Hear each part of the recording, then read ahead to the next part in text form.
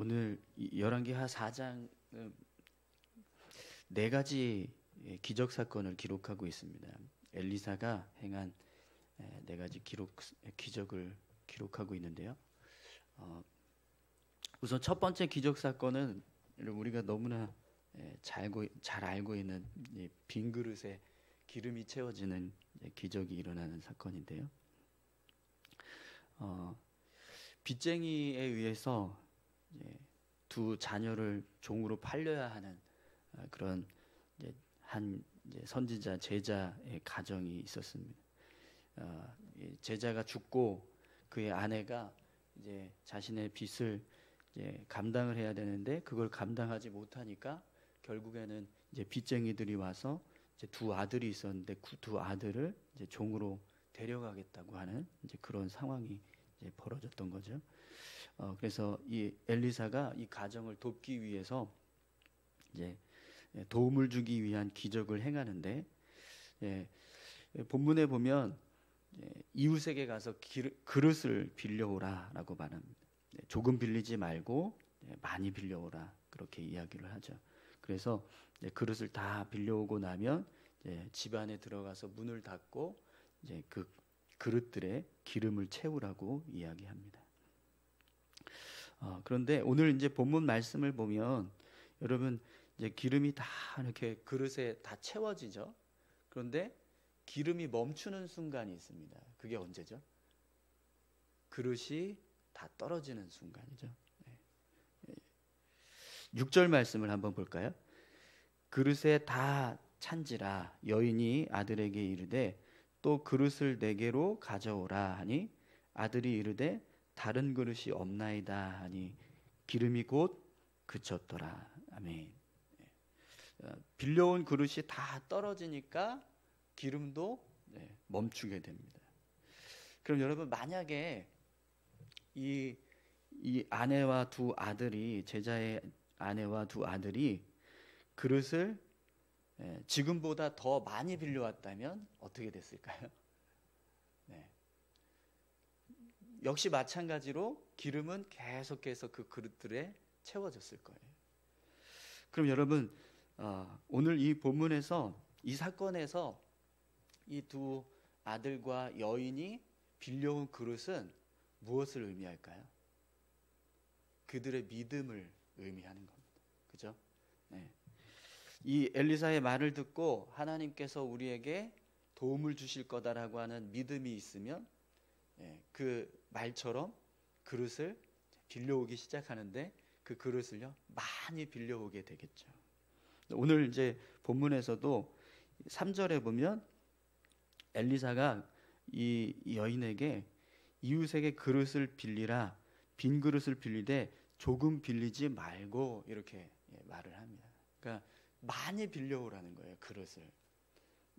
그만큼 그릇을 많이 빌려오면 빌려올수록 이들이 어떤 경험을 하게 될까요? 결국 더 많은 기적을 경험할 수 있는 하나님께서 기름을 더 많이 채워주시는 기적을 경험하게 되는 거죠.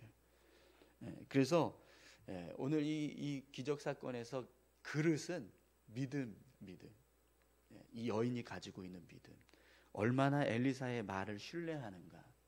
그래서 그 엘리사의 말을 신뢰해서 얼마나 많이 그릇을 빌려왔는가. 여기에 이제 하나님의 은혜가 부어지는 양도 달라지게 되는 거죠. 그런데 여러분 이 모습은요 우리도 똑같습니다.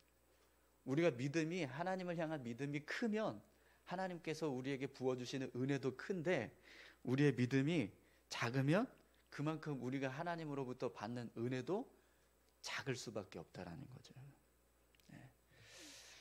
여러분 오늘 저와 여러분들이 큰 믿음 가지시기를 소망합니다. 그냥 조금 이 정도면 되겠지, 이 정도면 충분하겠지 그게 아니라 하나님을 하나님으로 생각하면 여러분 만약에 이 여인이요 정말 엘리사를 통해서 하나님께서 어떤 역사를 이루실 것을 이제 기대하고 소망을 한다면 그리고 그 여인이 하나님은 이 세상을 창조하신 분이라는 사실을 정말 확실하게 믿는다면 진짜 그릇을 많이 빌려왔을 거예요. 어쩌면 그냥 자기가 사는 마을에서만 빌리는 게 아니라 다른 마을에 가서도 빌려오고 또 다른 마을에 있는 대로 정말 그릇을 빌려올 수 있을 만큼 최대한 많이 빌려왔을 겁니다. 어쩌면 이 여인은요, 오늘 본문에서는 그냥 빚을 다 탕감하고 남은 것으로 생활할 수 있는 정도의 어떤 그런 경제적인 채워짐을 경험했지만 정말 하나님이 이 세상 만물을 창조하신 분이라는 사실을 분명하게 알았다면 이 여인은요, 기름으로 로또를 맞은 것처럼 그렇게 그 인생을 평생 동안 먹고 살 만큼의 어떤 그런 경제적인 이제 부어지는 은혜, 축복을 부어지는 은혜들을 경험할 수도 있는 기회가 주어졌던 겁니다. 그런데 이제 오늘 본문 말씀에서는 이렇게 끝나요. 그릇이 다 떨어지니까 기름이 멈췄다. 그러면 분명히 기름은 계속해서 부어질 수 있는 상황이 되었다라는 거거든요. 그런데 그릇이 다 떨어졌다라는 거예요. 여러분, 우리의 믿음이 그만큼 한계가 있으면 하나님께서 부어주시는 은혜도 한계가 있을 수밖에 없습니다. 근데 우리의 믿음이요, 한계가 없으면 하나님이 행하시는 은혜도 한계가 없는 거예요. 할렐루야. 그런 은혜를 사모하면서 하나님을 믿는 우리 모두가 되시기를 소망합니다. 우리의 믿음이 정말 더 많은 그릇을 빌려올 수 있는 믿음. 하나님은 진짜 우리가 상상할 수도 없는 일들을 하실 수 있는 분이다. 그분은 우리가 이해할 수 없고 그분이 행하시는 일들을 우리는 헤아릴 수조차 없다. 우리 아까 찬송가 304장에서 우리 찬송했지만 3절에 보면 그런 가사가 있죠. 바다를 먹물 삼고 하늘을 두루마리 삼아도 하나님의 은혜를 다 기록한다 할지라도 우리는 다 기록할 수 없다. 이런 가사들처럼 우리가 하나님을 믿는 믿음의 분량을요, 더 커지게 하면 커지게 할수록 우리 삶 가운데 하나님께서 주시는 은혜도 더 커질 줄 믿습니다. 오늘 저와 여러분들이 그런 믿음으로 하나님 신뢰하시면서 살아갈 수 있기를 소망합니다. 두 번째, 이 기적 사건도요, 하나님의 능력을 얼마나 신뢰하느냐, 이 모습을 보여줍니다. 엘리사가 항상 이제 길갈에서 또 자신이 살고 있는 이제 지역을 갔다가 또 다른 지역에 갔다가 돌아올 때 이 수넴이라고 하는 이 지역을 통과하는데 항상 들르는 한 가정이 있었어요. 이 수넴에 머물면 항상 이 한 가정에 머물러서 거기서 쉼을 얻고 또 공개를 받고 또 그렇게 쉬었다가 자신의 집으로 돌아가고 이런 일이 있었습니다. 그래서 항상 이 엘리사 선지자가 수넴에만 가면 이 가정에 들르니까 이 가정의 여주인이 이렇게 우리 집에 항상 이 하나님의 사람이 들르는데 차라리 그냥 우리가 우리 집에다가 이 엘리사를 위한 공간 방을 하나 만들어 드리자. 그래서 방을 만들고 거기에 이제 생활할 수 있는 그런 생필품들을 다 갖다 넣고 예비를 다 했습니다. 그래서 이제 또 엘리사가 이 수넴에 들렀다가 이 가정에 들르게 되는데 자신을 위해서 그리고 함께 했던 게하시와 같이 함께 그 집에서 머물 수 있도록 방을 마련해 준 걸 보고 이 가정을 위해서 내가 뭔가를 해줘야겠다 이렇게 생각을 했어요. 그래서 여주인을 부릅니다. 여주인을 부르고 무엇이 필요하냐, 내가 무엇을 해주기를 원하느냐 이렇게 말하죠. 그런데 이 여인이요, 아무것도 필요 없다라고 그래요. 저는 그냥 이 나라의 엘리사가 이렇게 물었죠. 왕이나 고관에게 뭐 대신 얘기해 줄 거 없냐 이렇게 이야기합니다. 그런데 이 여인이요, 그냥 아무것도 필요 없다고 말을 해요. 저는 이 나라에 사는 백성입니다 이렇게만 이야기하는 거죠. 그래서 엘리사가 스스로 고민을 합니다. 그러면 뭐 필요 없다고 하는데 그럼 내가 이 여인을 위해서, 이 가정을 위해서 뭘 해줄 수 있을까? 그랬더니 게하시가 뭐라고 이야기하죠? 이 집에 아이가 없습니다. 그래서 다시 여주인을 부르고 1년 후에 당신이 아들을 갖게 될 겁니다. 이렇게 이야기를 해요. 그런데 정말 아이가 태어났죠. 1년 후에 아이가 태어났습니다. 그래서 이 아이가 잘 이렇게 성장해 가나 싶었는데 어느 날 갑자기 이 아이가 아버지 밭일하고 있는 아버지에게로 갔다가 머리를 붙잡고 쓰러졌어요. 그리고 그냥 반나절 만에 어머니 무릎에서 죽게 되는 사건이 일어납니다. 갑자기 아이가 원인도 알 수 없는 그런 질병으로 급사하는 그런 일이 일어난 거죠. 그래서 이 수넴 여인이 급히 남편에게 엘리사를 부르러 다녀오겠다고 말을 합니다. 그런데 이때 남편이 이 수넴 여인을 향해서 뭐라고 말하냐면 여러분 23절을 한번 보세요. 그 남편이 이르되 초하루도 아니요 안식일도 아니거늘 그대가 오늘 어찌하여 그에게 나아가고자 하느냐 하는지라. 여인이 이르되 평안을 비나이다 하니라. 아멘. 이 남편이 자기 아내에게 하나님의 이제 엘리사 선지자를 찾으러 간다니까, 아니 지금 초하루도 아니고 연초도 아니고 또 안식일도 아닌데 왜 하나님의 선지자에게로 가려고 하느냐 이렇게 이야기하는 거예요. 근데 여러분 지금 이 아내가 왜 엘리사를 지금 찾아가려고 하는 거죠? 자기 아들을 살려달라고 부탁하기 위해서 가려고 그러는 거잖아요. 그런데 이 남편은 지금 자신의 아내에게 왜 가냐라고 묻고 있어요. 그러면 왜 가냐라고 물을까요? 이 남편은 아무리 엘리사가 하나님의 사람이고 하나님의 말씀을 전하는 자라고 할지라도 그 사람이 이미 죽은 이 아이를 어떻게 할 수 있겠냐? 그 사람이 이 죽은 아이를 살리기라도 하겠느냐? 이렇게 생각을 했다라는 거예요. 그러니까 왜 갑니까? 이렇게 묻는 거죠. 그런데 수넴 여인은요, 이 남편에게 뭐라고 대답을 하죠? 평안을 비나이다 이렇게 말합니다. 이게 무슨 뜻이냐면 엘리사를 통해서 내가 엘리사를 이제 만나서 잘 데려올 수 있도록 당신은 기도해 주세요. 엘리사가 와서 우리 아이가 다시 살아날 수 있도록 기도하십시오. 이렇게 이야기를 하는 거죠. 그래서 결국에는 수넴 여인이 엘리사에게 갑니다. 그런데 오늘 본문에 보시면 이 여인이요 엘리사를 만났는데 자기 아이가 죽었다는 이야기는 전혀 하지 않아요. 아무 말도 하지 않고 엘리사가 멀리서 이 수넴 여자가 오는 수넴 여인이 오는 것을 보고 저 여인이 수넴 여인 아니냐 그렇게 말하면서 게하시에게 너 가서 저 여인에게 평안을 물어봐라 이렇게 말합니다. 남편도 평안하냐? 평안하냐? 남편도 평안하냐? 아들도 평안하냐? 이렇게 물어봐라 그렇게 이야기를. 근데 이 여인이 뭐라고 대답하죠? 평안하다라고 말합니다. 자기 아들이 죽어서 지금 엘리사에게 아들 살려달라고 요청하기 위해서 왔는데 자기 아들이 죽었다는 이야기는 전혀 하지 않아요. 그래놓고 어떻게 행동하냐면 엘리사를 보자마자 그 발을 안고 그 발에 엎드립니다.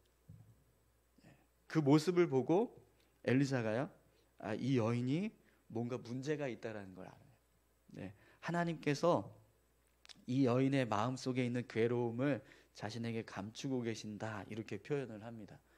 그리고 나서 게하시에게 먼저 가서 지팡이로 그 아이의 얼굴에 놓아라 이런 명령을 내리죠. 그랬더니 여러분 이 여인이 어떻게 해요?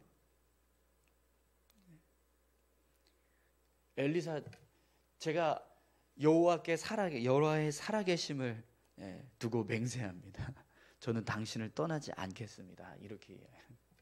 그럼 여러분 지금 엘리사가 미리 이 여인이 자기 아들을 죽었다 살려달라 이렇게 말하지 않았는데도 불구하고 이미 지금 엘리사는 이 여인의 아이가 뭔가 문제가 생겼다라는 것을 알았어요. 하나님께서 이 아이가 죽었다라는 사실을 엘리사에게 말씀해 주셨다라는 거죠.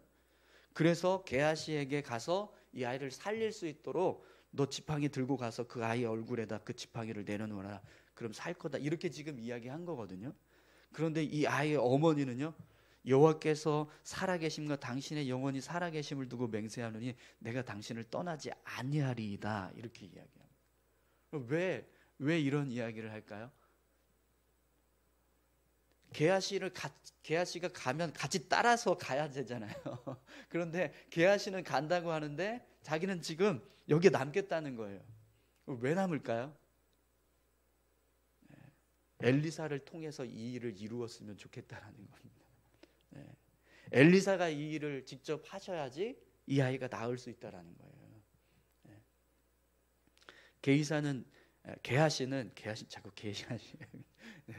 게하시는 그냥 엘리사의 종일 뿐이라고 이제 생각을 하는 거죠.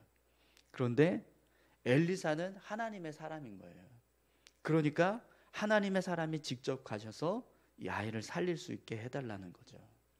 근데 여러분, 이것은요, 이 엘리사의 말을 신뢰하지 못하는 게하시가 이 엘리사를 대신해서 이 아이를 살려줄 수 있을 것이다라고 하는 사실을 이 여인이 신뢰하지 못해서가 아니라 더 하나님의 능력자를 사모하기 때문에 이렇게 이야기하는 거예요.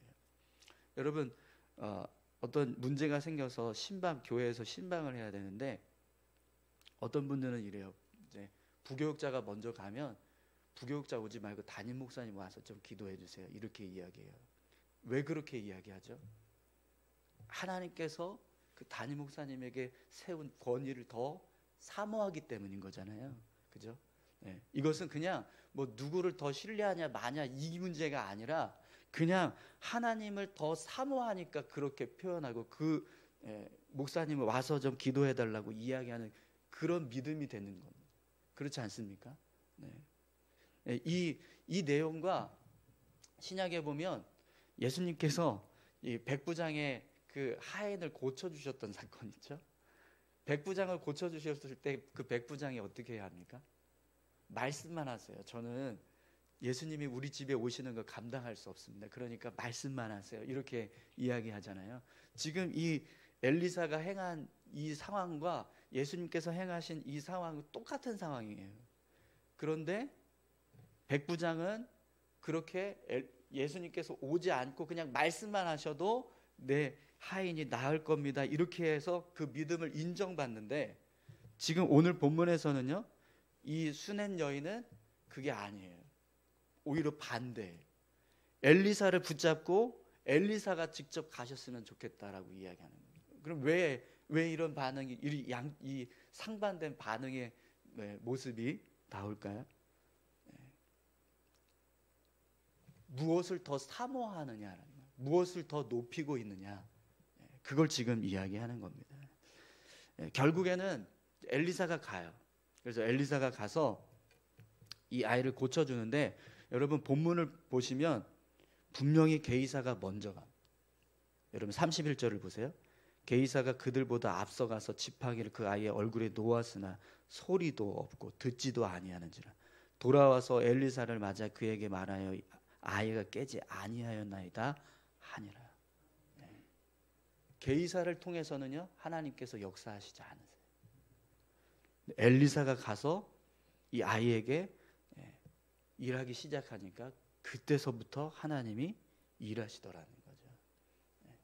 여러분 이것은요 게하시는 그러면 뭐 이렇게 별로 능력이 없고 엘리사만 뭐 능력이 있냐, 그게 아닌 거예요. 하나님께서 일하고 계시는 사람이 누구인가를 지금 이제 분명하게 보여주는 겁니다. 그리고 그 사람을 통해서 일하실 때 하나님께서 역사하신다는 사실을 이 수냄 여인이 알았다라는 겁니다. 그래서 지금 엘리사를 더 집으로 데려가려고 하는 그런 간절한 모습을 지금 보여주고 있는 거죠. 결국에는 이 수냄 여인은요, 이 아이를 살려냅니다. 엘리사가 살려냈지만 이 아이가 살아난 이유는요, 수냄 여인의 믿음 때문인 거예요. 그렇지 않습니까? 수냄 여인이 엘리사를 붙잡고 살려달라고 하는 믿음이 없었다면 이 아이는 살아나지 않았을 겁니다. 여러분 오늘 저와 여러분들의 삶에 하나님을 신뢰하는 믿음이 정말 클 수 있기를 소망합니다. 하나님은요, 죽은 자도 살리세요. 죽어있는 사람도 살리실 수 있는 분이십니다. 그것을 믿으면 하나님을 향해서 더 나아갈 수 있습니다. 그런데 우리가 그걸 믿지 못하면요, 왜 가냐라고 물어봐요. 왜 가? 초하루도 아니고 안식일도 아닌데 뭐하러 가? 이렇게 말할 수 있다라는 거죠. 또 이 여인은요, 엘리사가 오시든지 뭐 게하시가 오든지 뭐 누가 오든 상관없습니다. 와서 고치시기만 해주세요. 이렇게 생각하지 않았어요. 엘리사가 가서 고쳐주기를 원합니다. 하나님을 통해서 역사하고 계시는 당신이 가서 일해 주시기를 원합니다. 이렇게 소망했다라는 거죠. 오늘 저와 여러분들에게도요, 수넴 여인과 같은 그런 믿음의 모습이 있기를 소망합니다. 마지막 네 번째 기적은요, 하나님의 사람들을 먹이시는 하나님의 기적을 보여주고 계십니다. 이 세 번째 사건은 가뭄이 들어서 먹을 게 없는 상황인데 선지자의 제자들이 엘리사 앞에 다 앉았습니다. 엘리사의 제자가 사환들에게 큰 솥을 걸고 선지자들의 이 제자들을 먹일 수 있게 국을 끓여라 이렇게 말을 합니다. 그래서 그 제자들이 들에 나가서 이제 먹을 걸 구해다 왔는데 하필이면 그 먹을 것이 독이 들어있는 거였어요. 그래서 국을 끓여서 이제 그걸 다 나눠주고 먹으려고 하는데 한 입 떠서 먹어보니까 이게 먹을 수 없는 국이었던 것을 알게 됩니다. 그래서 여러분 어떻게 하죠? 엘리사가 이르되 그러면 가루를 가져오라 하여 솥에 던지고 이르되 퍼다가 무리에게 주어 먹게 하라 하매 이에 솥 가운데 독이 없어지니라. 엘리사가 가루를 이 솥에다가 넣었어요. 그랬더니 독이 없어졌다는 겁니다. 그럼 여러분, 이 가루에 해독의 능력이 있을까요? 아니죠. 엘리사를 통해서 역사하시는 하나님의 능력이 지금 이 독을 해독시킨 거예요. 하나님께서 가뭄으로 인해서 하나님을 위해 헌신하고 있는 제자들에게, 이 선지자 무리에게 그들을 먹이시는 하나님이시라는 사실을 드러내고 계시는 모습인 겁니다. 네 번째 기적 사건도요, 똑같은 사건이 일어납니다.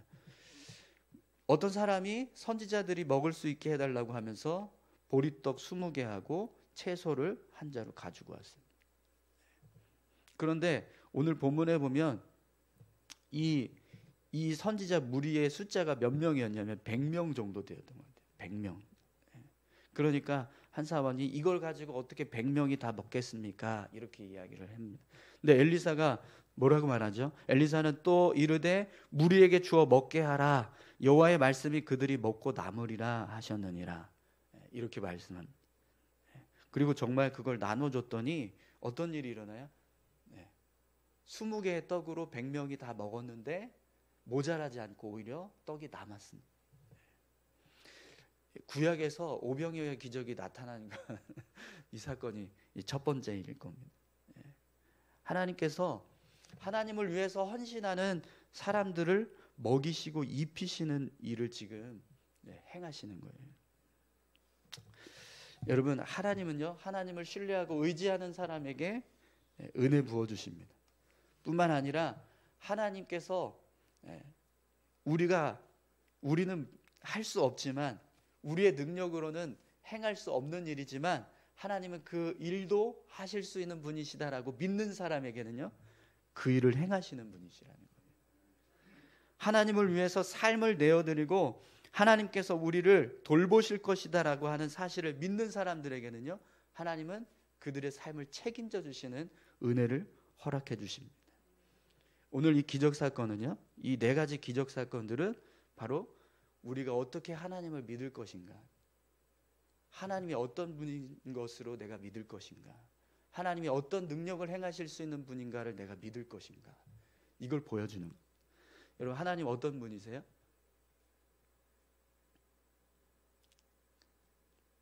기름이 멈추지 않게 하실 수 있는 분이세요. 아무것도 없는데 그 아무것도 없는 것 가운데서 기름을 계속해서 부어주시는 하나님. 하나님은요, 무한하신 분이십니다. 여러분, 하나님 어떤 분이실까요? 생명을 주관하시는 분이세요. 죽은 자도 살리고 산 자도 죽일 수 있는 분이시 바로 하나님이십니다. 하나님은요, 독이 들어서 먹지 못하는 음식을 해독해서 먹을 수 있는 음식으로 바꾸실 수 있는 분이십니다. 그냥 물이 포도주가 되게 하시는 역사를 이루실 수 있는 분이라는 거죠.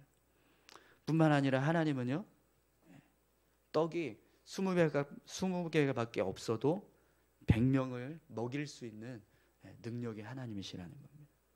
여러분, 그 하나님을 신뢰하십니까? 네. 그런 하나님께서 우리의 삶 가운데 함께하고 계십니다.